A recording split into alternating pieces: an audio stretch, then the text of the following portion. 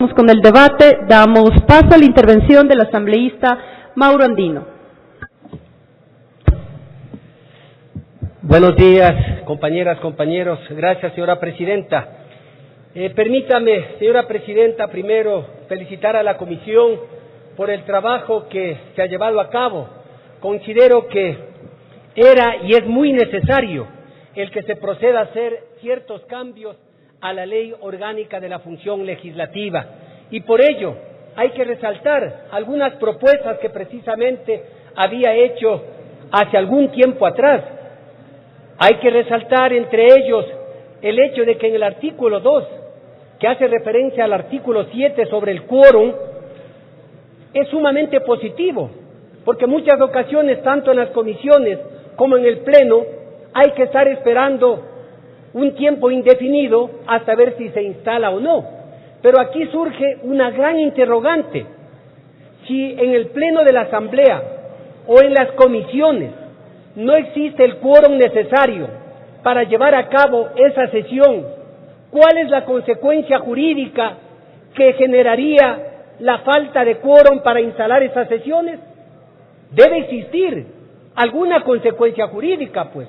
Es decir, que aquellos que no dieron el quórum necesario, tanto en el Pleno como en las comisiones, deben ser sujetos de una sanción económica, como se está proponiendo en los artículos más adelante en este proyecto. Porque de lo contrario sería un tiro al aire.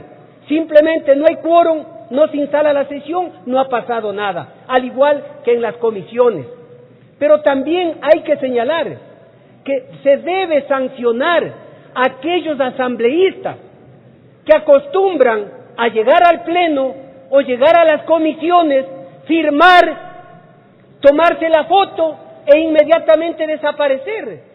Yo considero que eso constituye prácticamente una ofensa a quienes lo eligieron, porque si nos eligieron es para trabajar en las comisiones o en el Pleno, salvo excepciones que por cualquier circunstancia tenga que abandonar esa comisión o tenga que abandonar el Pleno. A mí me gustaría que las secretarías de cada una de las comisiones haga un registro, pues, en qué momento se retira o a qué hora se retira ese asambleísta, porque de lo contrario, en varias comisiones como en la de Justicia, por ejemplo, hay asambleístas que a veces llegan, se registran y se van, al igual que ocurre en otras comisiones. Entonces hay que generar una consecuencia jurídica por el incumplimiento de sus funciones. Asimismo, en lo que tiene que ver el artículo 82, estoy plenamente de acuerdo cuando se incorpora ya lo que manda la Constitución, requerir información por parte de los asambleístas. Eso es un derecho constitucional, que lógicamente debe haber un registro, está bien, pero es el momento para devolverle a este Parlamento las facultades o las atribuciones que nos concede la propia Constitución de la República. En el artículo 54, cuando se habla de las sanciones por inasistencia injustificada, aquí se está hablando de multas que pueden llegar a sanciones de carácter económico o inclusive a perder la calidad de asambleísta, Pero para que vaya de la mano con lo que establece la propia Ley Orgánica de la Función Legislativa, deberíamos hablar, por ejemplo, de la cesación de las funciones del asambleísta. En caso de que reincida, hablar de la cesación de las funciones. Y por ahí alguien decía que es inconstitucional, que lo que estamos haciendo es inconstitucional o lo que está en la ley es inconstitucional. No es así. ¿Por qué? Porque en el artículo 126 de la Constitución de la República, claramente, ¿qué es lo que señala? Con su permiso, señora presidenta, ¿qué es lo que dice el 126? Para el cumplimiento de sus labores, la Asamblea Nacional se regirá por la ley correspondiente y su reglamento interno. Por lo tanto, lo que está en la ley es lo que estamos simplemente incorporando, sanciones o simplemente las causales por las que un asambleísta puede perder su calidad de tal. porque no consta esto en la Constitución, pero en la Constitución nos está diciendo que para el desarrollo, para las labores, se determinará en la ley. Y la ley que está vigente es la que estamos aplicando. Y lo que podemos incorporar reformas o cambios, hay que hacerlo, porque estamos sujetos al marco constitucional. Asimismo, en lo que tiene que ver al artículo 56, que se agrega un artículo que tiene que ver con el reemplazo en caso de privación de libertad de un asambleísta, en verdad que esto era muy necesario. Muy necesario. ¿Por qué?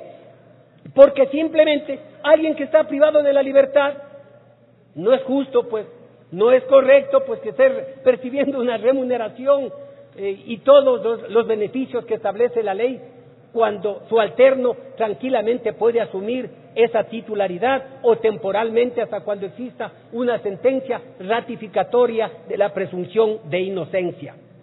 Algunas observaciones muy cortas, señora Presidenta. En el artículo 27, a través del cual se reemplaza el texto del artículo 82, inherente al informe, en el que se procede al archivo de la solicitud del juicio político, yo considero que hay que redactarlo de mejor manera. ¿Por qué? Porque en el artículo 27, ¿qué es lo que se dice, señora Presidenta? Que tiene que ver con el 82. En el caso de existir informe que recomiende el archivo de la solicitud de juicio político, la presidenta o presidenta de la Asamblea Nacional deberá someterlo a consideración del Pleno para que con la mayoría simple de sus miembros ratifique el informe de la comisión. El Pleno no tiene por qué ratificar, porque los informes no son vinculantes, no son vinculantes. El Pleno lo que tiene es que pronunciarse para dar paso a ese informe o archivar ese informe si es que existe la mayoría que así lo decida. En consecuencia, el segundo inciso del artículo 27 que reforma el 82 debería solamente quedar: en el caso de existir informe que recomiende el archivo de la solicitud de juicio político, la presidenta o presidenta de la Asamblea Nacional deberá someterlo a consideración del Pleno. Y el Pleno sabrá qué hace, si en verdad archiva ese proyecto o continúa con el tratamiento. El resto, al igual que el inciso tercero, considero que es innecesario, señora Presidenta. En lo que tiene que ver en el capítulo 9 de los artículos 96, 98 y 100, que consta en la ley que está en vigencia, se habla de la Comisión de lo Constitucional, Civil y Penal. Este Parlamento no tiene una comisión que se denomine Constitucional, Civil y Penal. Yo recomiendo a la presidenta de la comisión para que se modifique y se ponga Comisión de Justicia y Estructura del Estado, como se lo viene aplicando hasta los actuales momentos. Propuse igual, señora Presidenta, una disposición transitoria que no ha sido recogida y que es muy importante. Una disposición transitoria que no ha sido recogida, que tiene que ver con varios proyectos de ley que están en el limbo, es decir, que no tuvieron los votos necesarios para su aprobación o para su archivo. En tal virtud, hay que poner una disposición transitoria señalando que aquellos proyectos de ley que no hayan sido aprobados o archivados vuelvan a ser conocidos por el Pleno de esta Asamblea, y de esa manera poder evacuar a aquellos que están posiblemente en el congelador. Asimismo, en lo que tiene que ver al asunto de los presidentes de las comisiones que... Un minuto, asambleísta. Gracias. Que puedan perder su calidad de presidentes. Señora Presidenta, a mí me gustaría que se garantice el debido proceso y que no se determine únicamente que por incumplimiento de sus responsabilidades. ¿Cuáles son sus responsabilidades?